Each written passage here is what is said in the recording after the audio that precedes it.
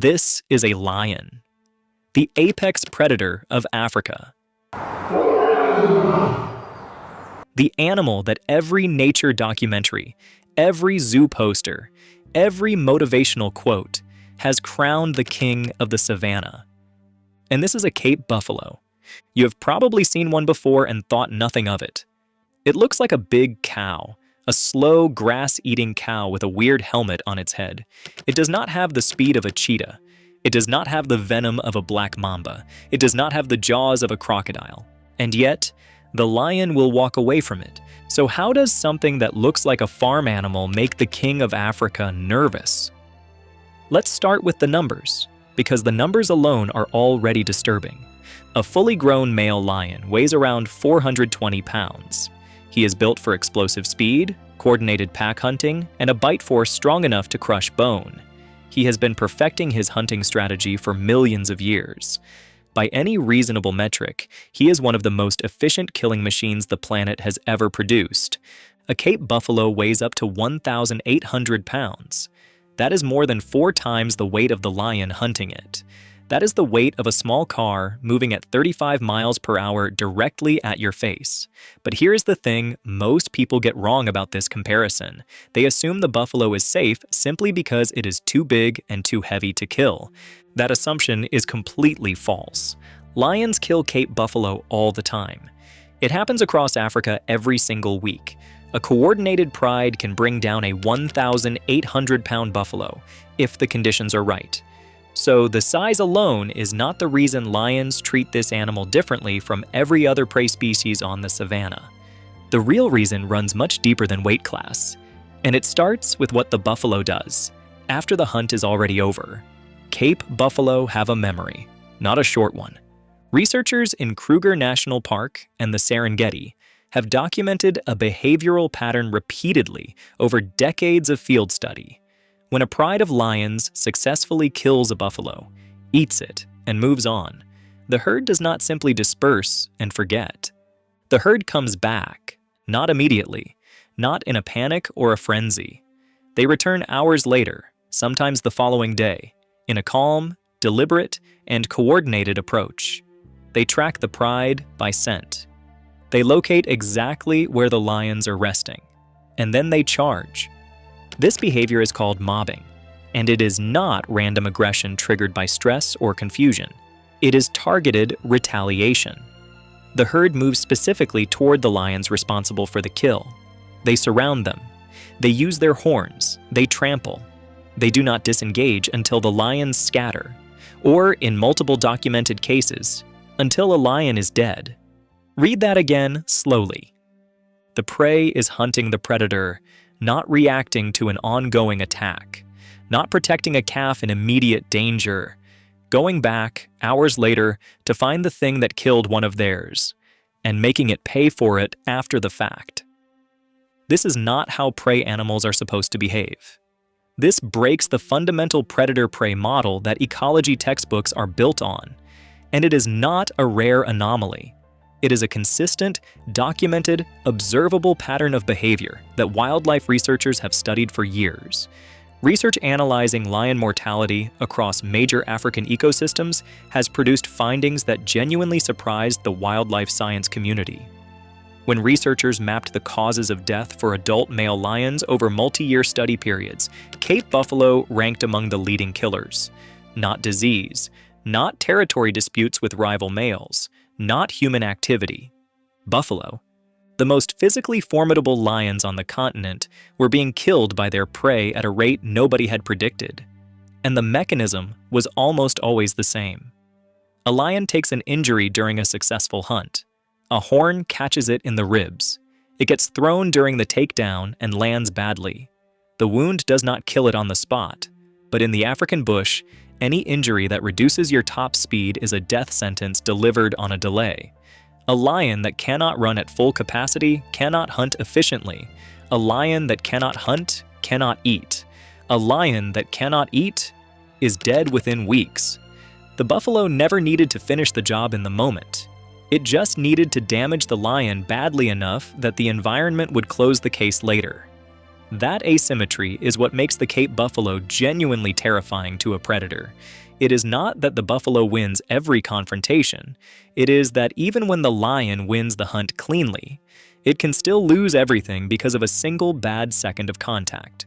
Now we need to talk about what the buffalo is actually carrying on its head, because most people dramatically underestimate it. That structure is called a boss. It is a fused, continuous plate of solid bone and keratin that covers the entire top of the skull. At its thickest point, it can reach 3 to 4 inches of dense, layered material. It is not two separate horns sitting close together. It is one unified biological shield protecting the most critical part of the animal's anatomy, with two heavy curved spikes extending outward from the base. The span from tip to tip can exceed 4 feet, and unlike the horns of a deer or an impala that curve upward and backward, Cape buffalo horns curve outward first and then hook sharply upward at the tip, which means if a lion approaches from behind to execute its standard killing bite to the back of the neck, the horn tip is already angled directly toward the lion's skull on the approach. Direct gores from Cape buffalo have been documented puncturing the skulls of adult lions. Not bruising, not fracturing, puncturing through bone.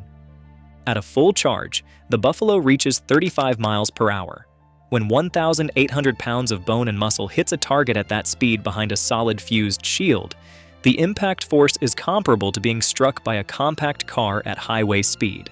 The results, in documented field cases, are not survivable without significant injury. Even with all of this, the size, the boss, the horns, the retaliatory memory, the injury asymmetry, a healthy adult lion pride is still a legitimate threat to an isolated buffalo. The entire evolutionary logic of coordinated lion hunting exists precisely to neutralize large, dangerous prey through surrounding pressure and exhaustion. So why does it still go so wrong so often? Because Cape buffalo almost never travel alone. A Cape buffalo herd can number anywhere from a few dozen animals to over 1,000. And unlike a wildebeest herd that detonates in every direction the instant a predator makes a move, buffalo herds hold. They compact. They turn toward the threat instead of away from it. They do not behave like prey animals, reading a threat and calculating escape. They behave like a coordinated defensive unit that has collectively decided the predator is the problem that needs to be solved. When a calf is taken down, the response is immediate and overwhelming. Every adult in range rotates toward the point of attack. The nearest animals charge first. The animals behind them follow. Within seconds, the lions go from executing a hunt to being surrounded by a wall of animals, each weighing over 1,500 pounds, all moving in the same direction at the same time. This is exactly what happened at a waterhole in Kruger National Park in 2004, captured in footage that became one of the most watched wildlife videos in internet history. A pride takes down a buffalo calf at the water's edge. The herd retreats. Then it comes back. Over 100 animals. They surround the pride completely, charge from multiple directions simultaneously, and physically pull the calf back from the lions. The lions do not fight for it. Every single one of them retreats, because staying means dying. And lions are not stupid. There is one final layer to this that almost nobody talks about, and it is the strangest part of all. When Cape buffalo males get old, past their prime, too slow to maintain pace with the main herd, they get expelled. They form small bachelor groups, sometimes just 2 or 3 animals, sometimes completely alone. They are called daga boys. The name comes from a Zulu word for mud, because they spend their days wallowing in it to manage parasites and stay cool. Old, alone, deteriorating, cut off from the herd's collective defense. By every standard model of predator-prey dynamics, a solitary aging buffalo is the perfect target. Vulnerable, isolated, past its physical peak. Wildlife rangers, professional trackers, and researchers across Zimbabwe, Botswana, and South Africa consistently classify daga boys as some of the most dangerous animals on the entire continent. More unpredictable than herd cows protecting calves. More dangerous than prime-age bulls. The animals that experienced guides warn about most. Because an old buffalo that has been expelled from its herd has nothing left to protect, and apparently has stopped calculating whether a fight is worth having.